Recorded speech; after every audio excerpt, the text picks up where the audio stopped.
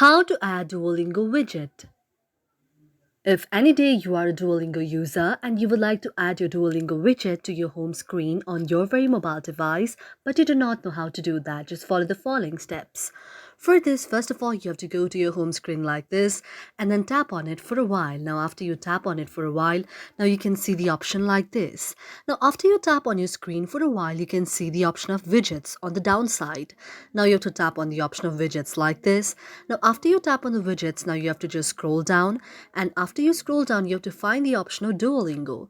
When you find the option of Duolingo, now you have to tap on Duolingo like this, and then go to the option of the ad there.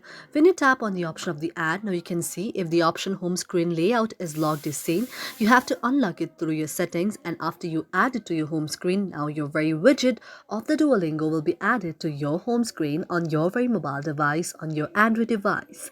Thank you for watching our video, and if you really like it, do not forget to subscribe our channel.